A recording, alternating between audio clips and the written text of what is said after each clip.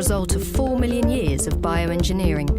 You think about this, what is your one attachment to Mother Earth all the time? Like, why do we need to wear shoes? Where have we forgotten the functionality of feet? For me, being barefoot is like my quick hack to just being connected with nature and present and in tune with what's going on around me. The human foot is an amazing structure. It's comprised of 26 bones, 33 articulations, each with 6 degrees of freedom of motion, 20 plus muscles, with 10 of them being in the arch in 4 layers. We evolved from creatures that were very much like chimpanzees, that climbed trees but also walked on the ground a little bit. First of all, our toes got shorter, our big toe got longer, our big toe evolved to lose its ability to be prehensile. We evolved a great big heel so we could land easily on our heel. And maybe most importantly, we evolved an arch in our foot that helps it stiffen it and also act as a spring. The reason why running became very important around 2 million years ago was to enable our ancestors to hunt. Our brains were enlarging and we needed meat, so we had to run down our prey. And the way we did it was through something called persistence hunting.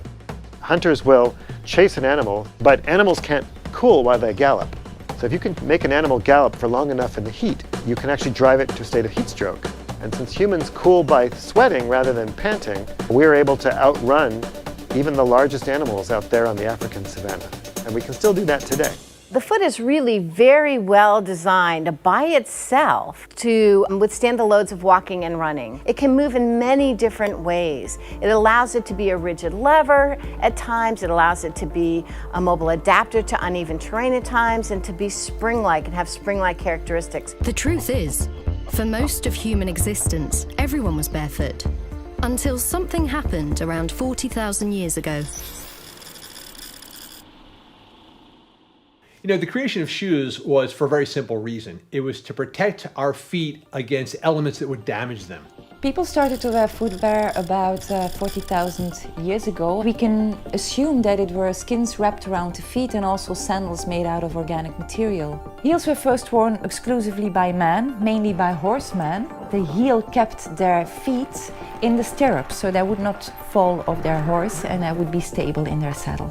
Through history, people have worn shoes that deform their feet, and we only have to think about the Chinese lotus shoe. These feet were put in a shoe that was 6 to 7 centimeters long. When you're 6, 7 years old, you can still break the arch of your foot. It's like a plastic structure and you can mold it in the shape you want.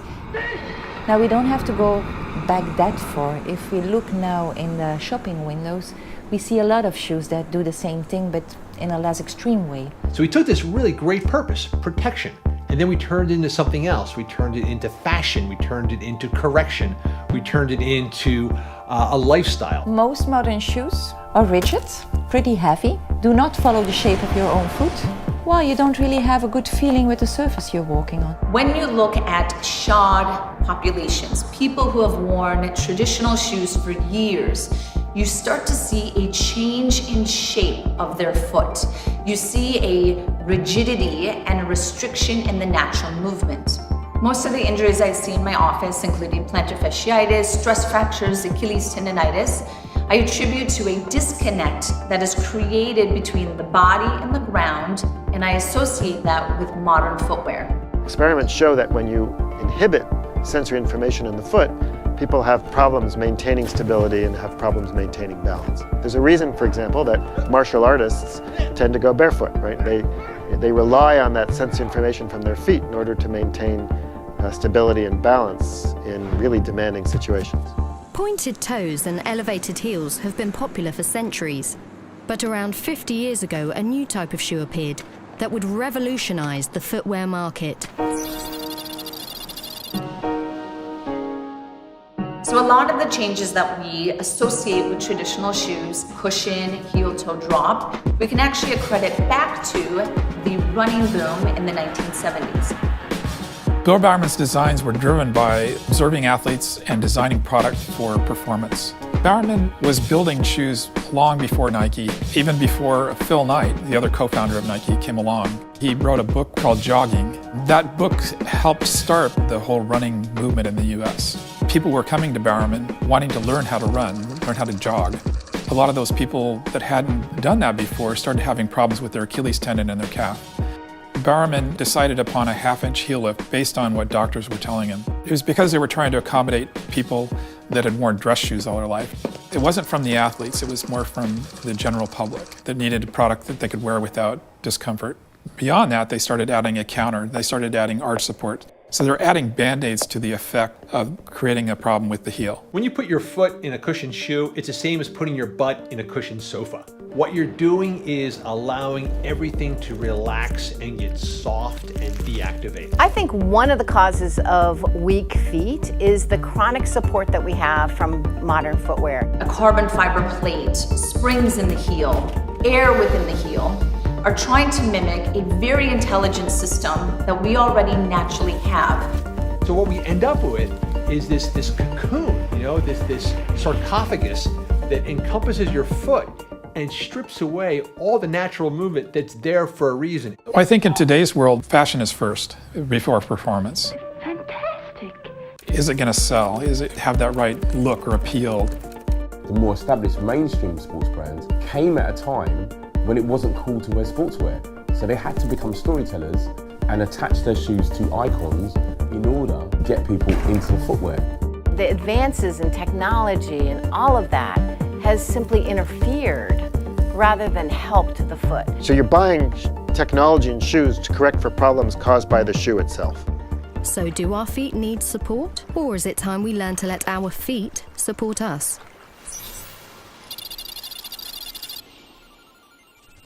An impulse sent from neurons in the toe is chemically identical to an impulse sent from neurons in the nose. Your feet are riddled with sensory neurons. This makes perfect sense because in an evolutionary environment, you want to know exactly what you're stepping on. Is it hot? Is it cold? Is it sharp? Is it detecting any kind of danger? I believe that children should be barefoot as long as possible because this is when they are in their peak window of what's called neuroplasticity or brain and nervous system development. I don't think any kid wants to wear shoes.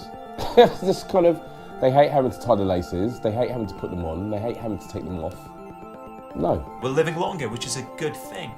But one of the big risks as we get older is falling. It's a very simple thing, but people aren't talking to the elderly about their feet. It's quite intuitive.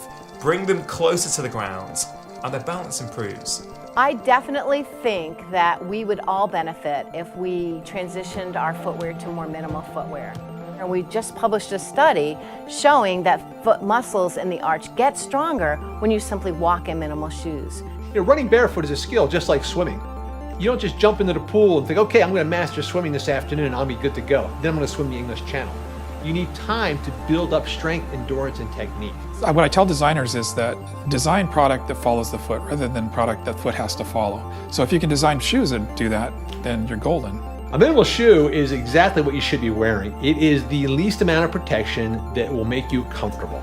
If people can realize that they can just strip away all this unnecessary junk and that they will immediately feel the benefits of it, that hopefully is the best message for our future.